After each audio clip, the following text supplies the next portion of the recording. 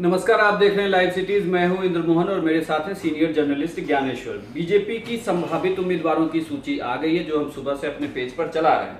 हम 17 उम्मीदवारों के नाम बता रहे हैं, जिन 17 उम्मीदवारों के नामों की संभावित सूची बीजेपी की सामने अब आ चुकी है। लेकिन महागठबंधन में क्या कुछ चल रहा है, क्योंकि आज शनिवार को लालू यादव से मिलने का दिन था, वहां लगातार नेता वहां मिलने के लिए पहुंच भी रहे हैं। ये भी खबर हम लगातार आपको लाइव सिटीज के पेज पर दिखा रहे हैं। और ये पहले से ही तय था कि जब महागठबंधन की दिल्ली में बैठक भी थी तो उसके बाद लालू यादव उस बैठक के बाद उस पर मुहर लगाएंगे। लेकिन अभी भी महागठबंधन की सीटों का ऐलान नहीं हो रहा है। ऐसा चल क्या रहा है महागठबंधन? इनमोहन, ऐसा है कि सुबह से पहले ये खबर आ रही थी कि तेजस्वी यादव लिस्ट लेकर रांची पहुंचने वाले हैं, लेकिन वे रांची नहीं गए और कल रात तक अहमद पटेल के साथ बातचीत चलती रही। दोनों अलग अलग बात करते रहे।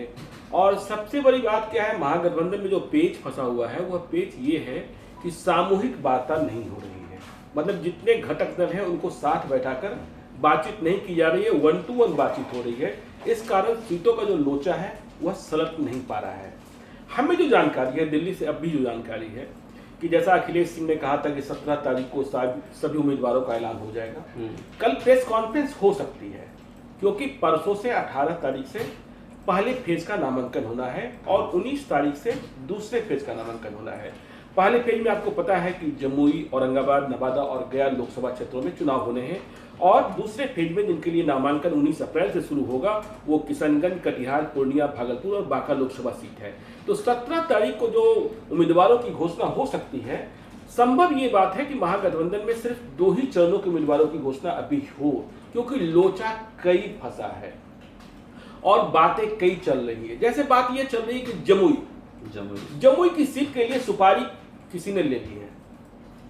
सुपारी अब किसने ली, लेकिन अब आप इन चीजों के सबूत नहीं होते हैं, लेकिन कहा जा रहा है कि ऊपर से ये कहा जा रहा है कि ठीक है, आपको हम जमुई सीट दे देते हैं महागठबंधन में घटक दल में शामिल किसी दल को, लेकिन उम्मीदवार इसे ही आपको बनाना होगा और इस बात पर झंझट बढ़ा हुआ है।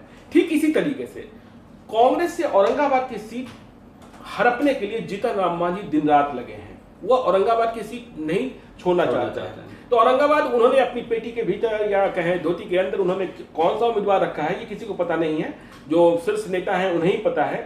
लेकिन कांग्रेस की सीट मानी जा रही थी औरंगाबाद, अभी भी है, कांग्रेस का दावा बरकरार है। वहां से पूर्व राज्यपाल निखिल कुमार चुनाव की तैयारी भी कर रहे थे। वैसे उनकी दावेदारी को अवधेश कुमार सिंह, जो बिहार सरकार के पूर्व मंत्री, वो चुनौती दे रहे थे। लेकिन औरंगाबाद की सीट फंसी हुई है और औरंगाबाद की सीट को लेकर फैसला भी कल तक हो जाना है, क्योंकि पहले चरण में चुनाव है और 18 मार्च से नॉमिनेशन है। तो आप ये देख लीजिए कि ये और कोई सरप्राइजिंग कैंडिडेट हुआ तो उनके लिए दिन बहुत कम बचता है जब वो तैयारी कर सके। बिल्कुल। तो महागठबंधन, लेकिन अगर मैं आपसे ये जानना चाहूँ कि अभी तक जो भी मुलाकात चल रही है उसमें पर्टिकुलर सीटें किस किस पार्टी को कितनी सीटें मिलने जा रही है? इन देखिए, कांग्रेस को 11 सीटों का फैसला हुआ है, ये तय है। हाँ, ये तय है, जिसमें उनके 5-6 उम्मीदवार तो तय हैं। आप देख लीजिए किशनगंज, अब किशनगंज कहा जा रहा है कि तारीख के अंदर चुनाव कराए जाएंगे। कटिहार से हुए किशनगंज भेजे जा रहे हैं। किशनगंज में कांग्रेस के कई दावेदार थे तो उनके बीच रास्ता निकालना सहज नहीं दिख रहा था। लेकिन किशनगंज तारीख अंदर के लिए बहुत आसान सीट नहीं होगी, क्योंकि वहां ओवैसी की पार्टी भी चुनाव लड़ रही है और कटिहार कहा जा रहा है कि मुकेश सहनी चुनाव लड़ेंगे। तो ऐसी बातें हैं। तो 11 सीटें कांग्रेस को मिलेगी और उनमें आप देखिए तय, जैसे सासाराम से मीरा कुमार का लड़ना तय है, समस्तीपुर में अशोक राम का लड़ना तय है, सुपौल से रंजीत रंजन का लड़ना तय है। तो ये जो ऐसी सीटें हैं ना, वो तो बिल्कुल तय है कि हाँ, इनको लड़ना ही लड़ना है। तो ये सब तो कवायद चल रही। कांग्रेस को 11 सीटें हैं और कांग्रेस के भीतर भी जो कई सीटों को लेकर चूंकि एडजस्टमेंट हो रहे हैं, तो कुछ सीटें ऐसी हैं जो उनको मिलनी थी नहीं, अब इनको मिल रही है। तो ये अब मुंगेर में अनंत सिंह की बात चल रही है।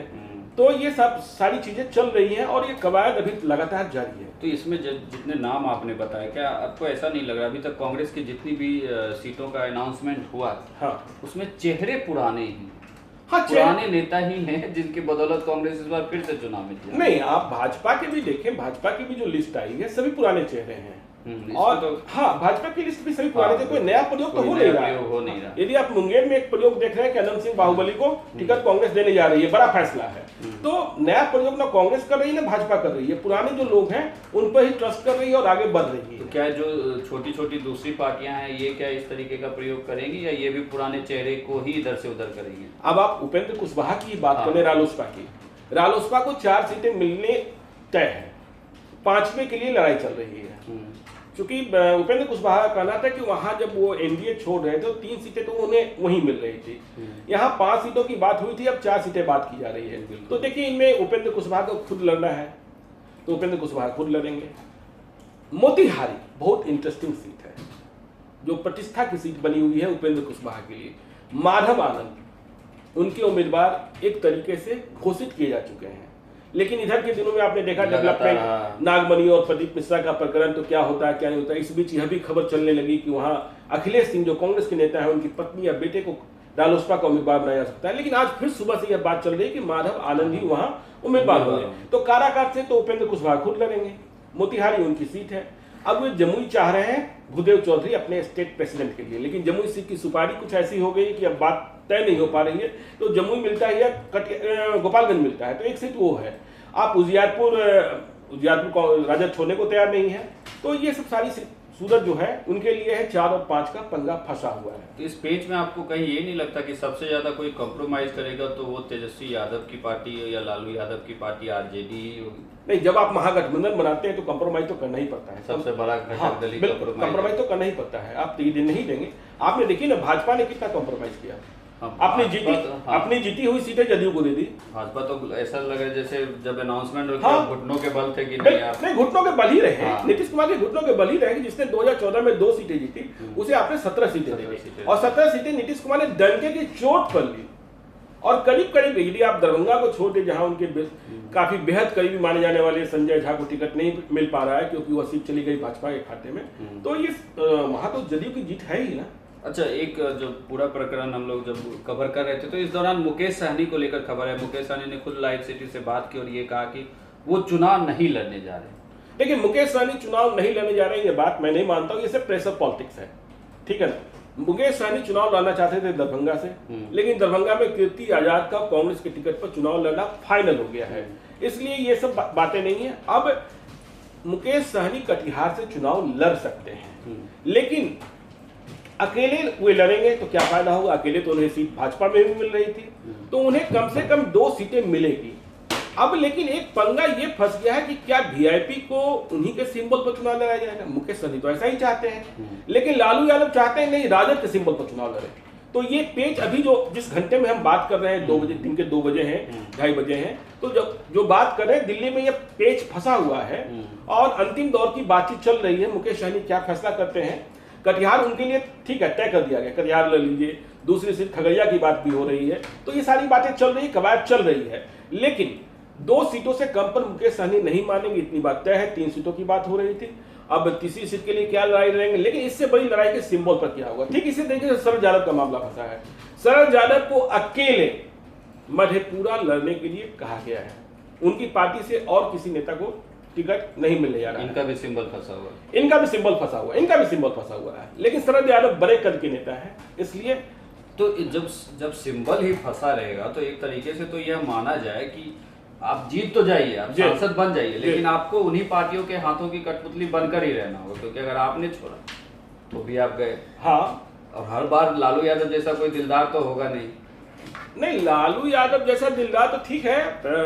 लालू यादव तो इसी केस में जब आप बता ही रहे तो ये भी बता दीजिए कि पप्पू यादव की सीट का क्या होगा। नहीं, देखिए, पप्पू यादव का मामला अब भी विचाराधीन है। देखिए, पप्पू यादव के कारण पप्पू सिंह की उम्मीदवारी भी फंसी हुई है। पूर्णिया का फैसला नहीं हो पाया है। देखिए, वहां 19 मार्च से वहां भी नामांकन होना है, तो पूर्णिया का फैसला नहीं हो पाया है। बड़ी हसरत के साथ पप्पू सिंह ने भाजपा छोड़ी थी कांग्रेस में शामिल होने के लिए, लेकिन वे कांग्रेस में अब तक शामिल नहीं हो पाए हैं, क्योंकि कांग्रेस का सॉफ्ट कॉर्नर कहीं ना कहीं से पप्पू यादव को लेकर है, लेकिन उतना ही टाइट तेजस्वी यादव और लालू यादव है। लेकिन कांग्रेस ये कह रही है कि सीट हमारी, उम्मीदवार आप कैसे तय करेंगे।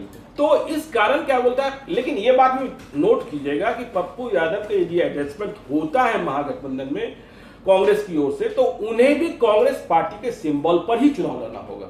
यह बात बिल्कुल स्पष्ट है। यह नहीं होगा कि वो अपने जन अधिकार पार्टी लोकतांत्रिक के सिंबल पर चुनाव लड़ेंगे। तो यह बात भी स्पष्ट है कि उन्हें चुनाव यदि लड़ना है तो आपको कांग्रेस के सिंबल पर ही चुनाव लड़ना होगा। तो जैसे पप्पू यादव जैसे नेता के लिए आप बात कर रहे हैं कि अगर उनका सीट को चेंज किया जाता है, तो जो कोसी का पूरा क्षेत्र है तो उसकी भी तो जातीय समीकरण में नहीं देखिए, प्रॉब्लम होगी। पूर्णिया तो पप्पू यादव पहले से लड़ते रहे हैं। पूर्णिया से कई दफे सांसद रहे, निर्दलीय भी सांसद रहे। बिल्कुल। खगड़िया उनके लिए नई सीट हो सकती है। खगड़िया का क्षेत्र भी बड़ा है, वो जो उनके विधानसभा क्षेत्र है वो 3 जिलों में है।